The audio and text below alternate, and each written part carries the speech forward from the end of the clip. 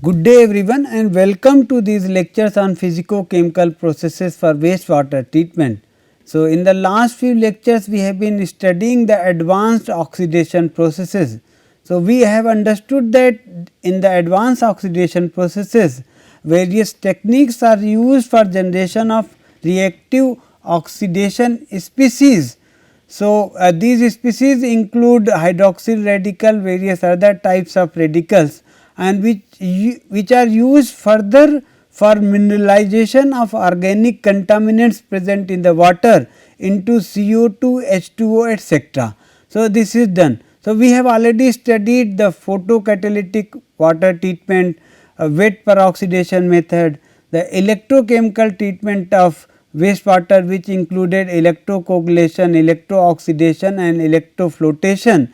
In addition, so we will be continuing further and today we will be learning regarding another advanced oxidation process which is called as sonolysis.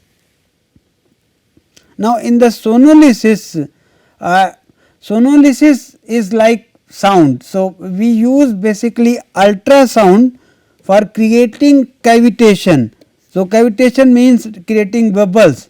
So, this idea is used for generation of reactive oxidation species and which are further used for treatment of the water. Sonolysis can be used individually, also it can be used along with some other advanced oxidation processes including electrochemical treatment and photolysis, where by combining this sonolysis we actually enhance the treatment combined treatment efficiencies. So, we always observe some synergistic effects. So, let us understand the mechanism of sonolysis first. So, in the sonolysis the ultrasound is used for creating cavitation. So, we have ultrasonic waves and this is a wastewater, you can consider that everything is inside this. So, we have a wastewater and in this case because of cavitation the bubbles are evolved. Now, this bubble will grow, we can see up to a critical size, and as soon as the critical size is reached, that will depend upon the height of water, pressure, all those things as well. So, at the critical size this bubble will collapse, and when it collapses actually inside the bubble the temperature and pressure may be up to this value. So, the temperature may be 5000 Kelvin and pressure may be up to 500 bar within the bubble. So, under that condition when this collapse happens because of various interaction the reactive oxygen species get generated. So, this generation of reactive oxidation species happens during this sonolysis and because of which the treatment of water happens. Now, this ultrasonic waves or ultrasound and its frequency that critically affects the generation of these bubbles and what will be the bubble size, critical bubble size etc. and what is the duration of duration up to which this collapse happens after what time, that also depends upon that. So, there are many frequencies. So, up to 20 to 100 megahertz it is kilohertz, it is called low frequency, 100 to 1000 kilohertz it is high frequency, then 1000 to 10,000 we have very high frequency of ultrasound. Now, this particular figure shows the bubble radius we can observe. So, we can see the bubble radius may go up to 200 micrometer or beyond depending upon the type of or frequency of ultrasound being used, and we can see here the how the bubble growth is happening and after few microseconds only. So, it is like a blink of an eye we have the collapse which happens, and as soon as the implosion happens we have shock waves and rapid quenching that happens and we have a hot spot created which has a temperature of 5000 Kelvin and 500 bar, and because of this reactive oxygen species are generated. Now, during this process many chemical reactions happen, and because of which these species get generated. So, these chemical reactions are listed here.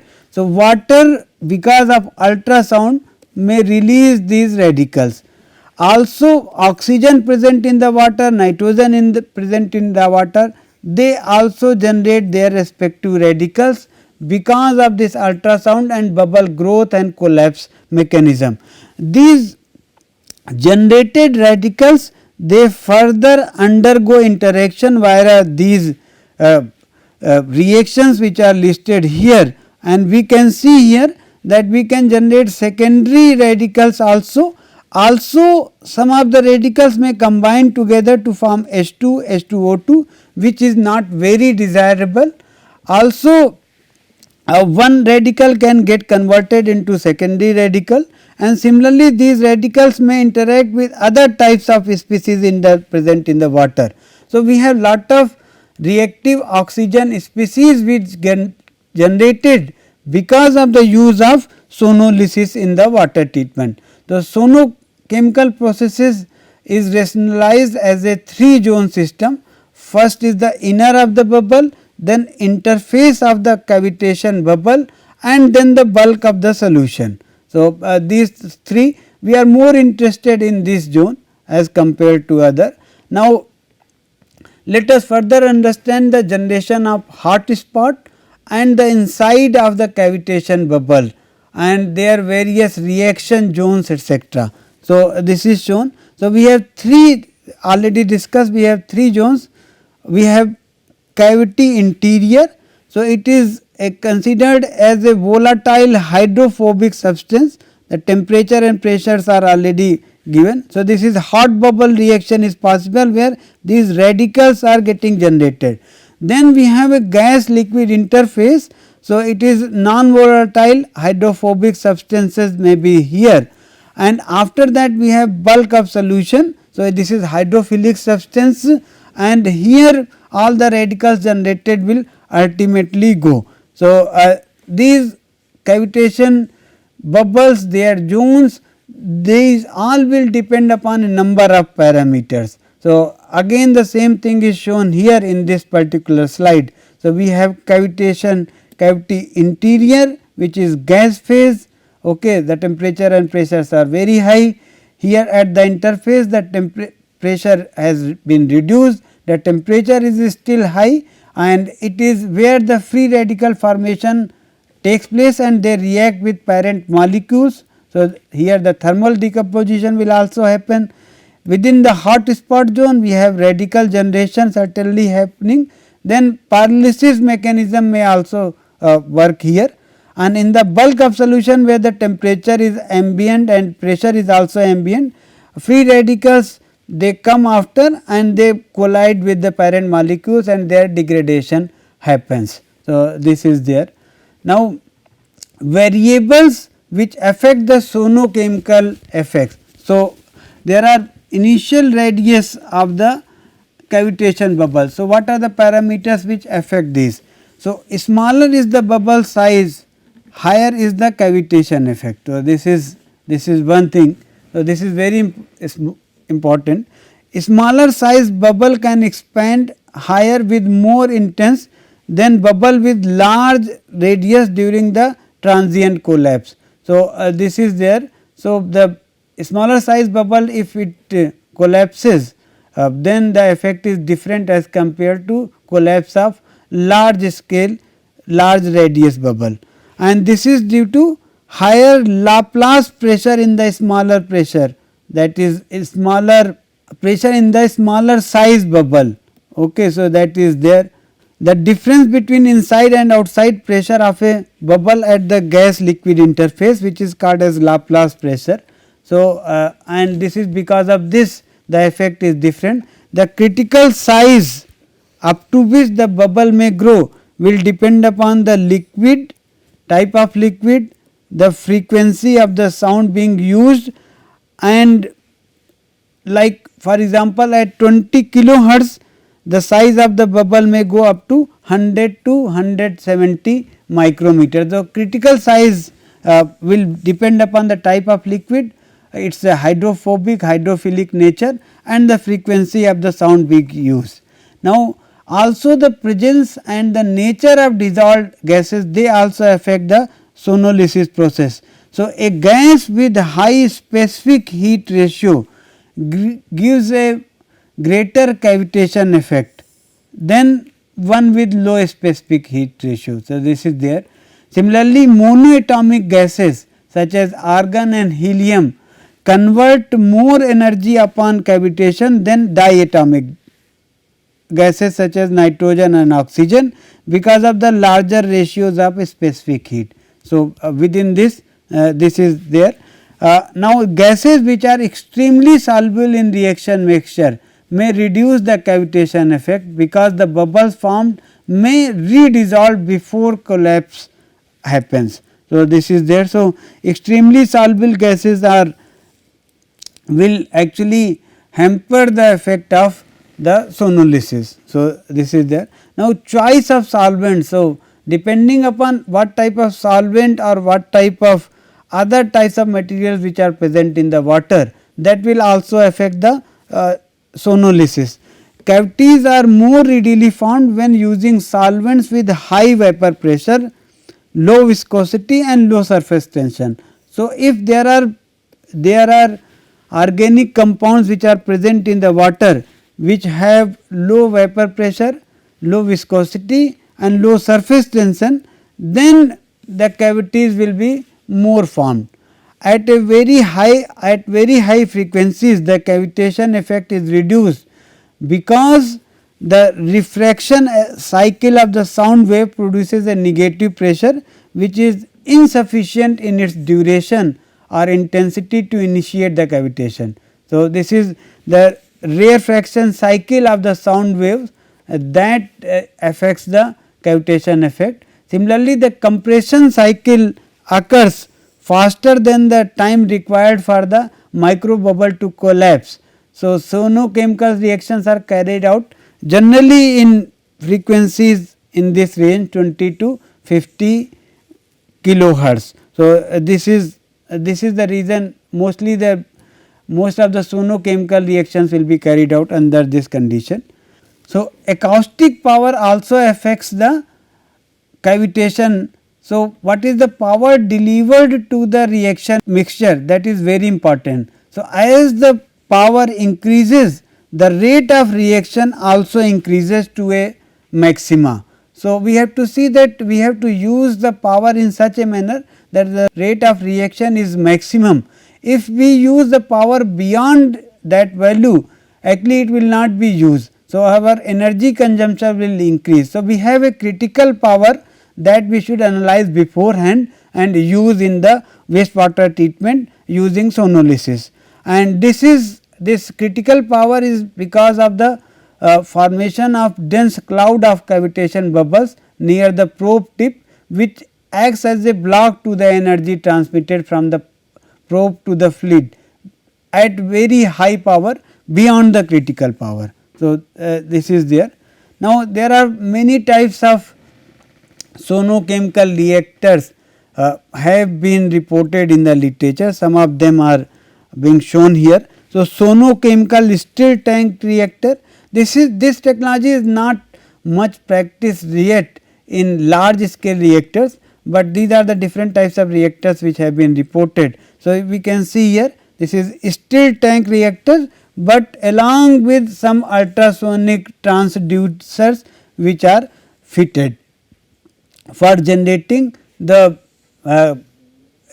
bubbles and then using the cavitation effect. So, it is very common stirred tank reactor, but it is fitted with ultrasonic transducers. Similarly, this Branson sono-chemical reactor has been reported. Again we can see the transducers and ultrasonic horn here. The process stream to the water to be treated is coming, and after treatment it is going like this. So, this is again a tubular configuration of sono-chemical reactor which has been reported.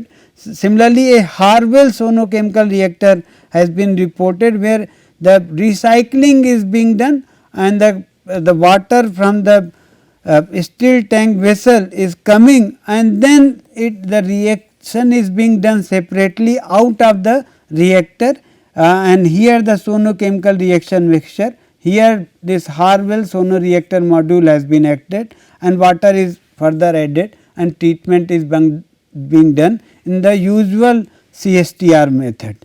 This is there. Then another sono tube where transducer is fitted. So, again a simple transducer is being fitted in the line itself. So, here we have inlet process stream and here the outlet process stream is there, where the water is coming out after the treatment. So, these are the various configuration of sono-chemical reactor. Now, sono-chemical reactor have few benefits. So, they generally treat the water up to a certain level. They do not have that much capability to overall treat the water fully, remove the COD, etc. So, sonolysis has been combined with a number of other AOP methods. So, this will be called as hybrid AOP methods. Now, sono-electrochemical is one such method, and what are the benefits that are being shown here in this slide. So, electrochemical treatment we have already studied in the previous lecture. So, here we will try to understand that if we combine sono and electro, what are the benefits. So, let us understand or recollect the electrochemical treatment. So, in the electrochemical treatment we understood that depending upon the type of anode or cathode being used. So, if suppose we are using DSA type of electrode, DSA means dimensionally stable electrode. Okay, so, dimensionally stable electrode we are using anode. So, under that condition the anode will be highly stable, not only with respect to anodic oxidation, but also with respect to corrosion. Now, on this surface the pollutants may come and direct oxidation may happen. Similarly, the OH, H2O etc. may go on this surface and these radicals may get formed, and these radicals may react with the pollutants and then mineralize them and convert them into CO2, H2O etc. So, this is there. Now, the problem with electrochemical technology is that after certain time what happens is that a passive layer gets formed on the anode surface. Okay, so, the organics will get attached, but they are not coming out. So, actually the surface which is available for this interaction for direct oxidation or for generation of reactive oxygen species, that decreases, and the resistance in the system increases with time. So, the efficiency of electrochemical treatment method decreases with prolonged use of this particular method. So, what we can do is that we can combine the sono method along with that. So, if we use sonolysis, so it will generate these shock waves during bubble formation and collapse, and because of this bubble formation and collapse, the layer which gets formed, which actually does the passivation of electrode, this layer gets removed. So, layer causing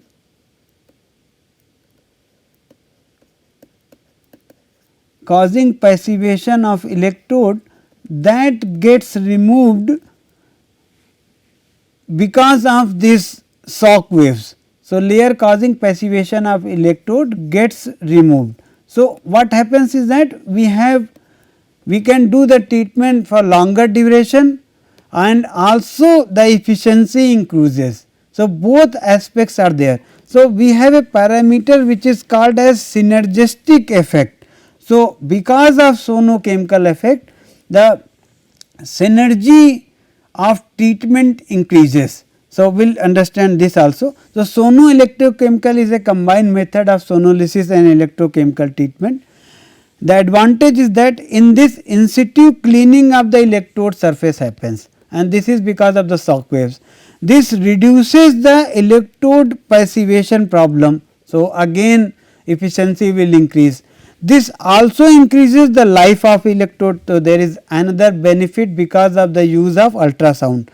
Ultrasound waves accelerate the diffusion of ions and pollutants because of the increased mass transfer. So, this aspect is also there.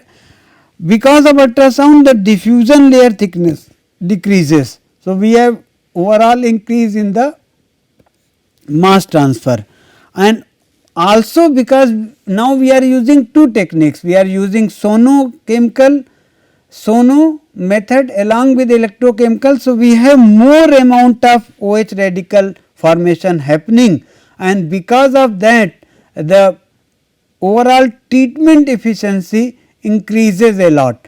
Also because of these shock waves, collapse, etc., the agitation, the more amount of agitation is created, and so many times we do not need a separate mixer in the electrochemical treatment. So, sono-electrochemical treatment may avoid, with that we may not have to use a separate mixing apparatus. So, in this way we are saving on that. So, overall there are lot of benefits are there with by using sono-electrochemical method together. So, that is why these two technologies are being merged together also.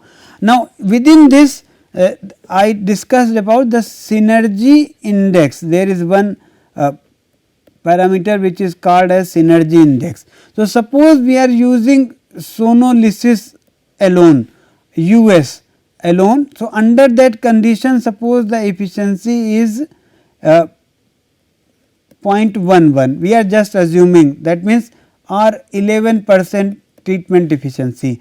Now, if we are using electrochemical method alone and we have suppose 70% efficiency or 70% treatment efficiency. Now, in the synergetic index, what we do is that we try to find out the efficiency when both US and EC are combined together. So, generally we will be finding that this efficiency will be more than the efficiency of both of them combined together. So, it is most likely that this efficiency may go up to 0.95 or 95%. So, the synergy index will be calculated as E US plus EC divided by E US plus E EC. So, that means here it will be 0.95 divided by 0.11 plus 0.7. So, that means the synergy index SI generally has to be greater than 1. So, higher the value better it is, and so this with hybrid AOPs we always look for these parameters to cross check whether they are doing well or not. So, this is there. Now, sono-photolysis is another technique. So, here we can see this treatment is being done in a batch reactor of afloxacin in solution, and we have this, it contains already photocatalysis and UV light is being provided. So, we have photocatalysts which are here, and then the photo oxidation is happening. But if we use ultrasound, so it will increase the efficiency and SI value is likely to be greater than 1. So, this is also possible in sono-photolysis. So, this is how the sono-photolysis works. So, generally it will combine along with the HV. So, we have both light and sound transducers, both are there. So, because of that there is increased formation of radicals, and because of quick formation of radicals we have more treatment which happens, and because of which the treatment efficiency becomes very high. So, this is the sono-photolysis and its mechanism. it is a combination of two advanced processes, mainly sonolysis as well as photolysis. So, we have photolysis happening here, and similarly we have sonolysis which is happening here, and because both are combined together. So, we have enhanced formation of radicals, and which actually oxidize the organic pollutants. So, we have these radicals which are there. So, the photolysis radicals will oxidize the major organic pollutants, other radicals which get generated, they oxidize the intermediate compounds, and ultimately we have CO2 and H2O which is getting generated. So, we have increased treatment efficiency because of the combination of sono-photolysis. So, we have till now studied a number of AOPs in this course, and these included photolysis, catalytic wastewater treatment, Fenton process, ozone treatment, then electrochemical treatment we studied in detail.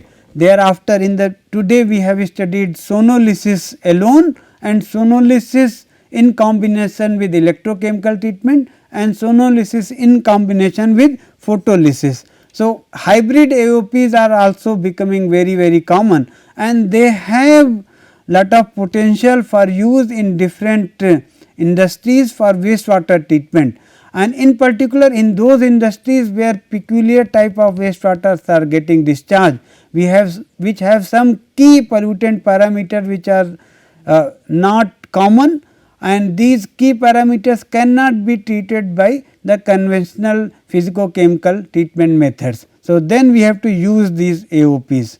So, with today's lecture we will end the section on AOPs. We have used a number of references, you can refer to them, and so with that we will end the today's lecture. We will continue with another section on disinfection, and which actually they use the AOP methods only with little bit difference. So, I will continue with the disinfection section from this lecture onwards. So, thank you.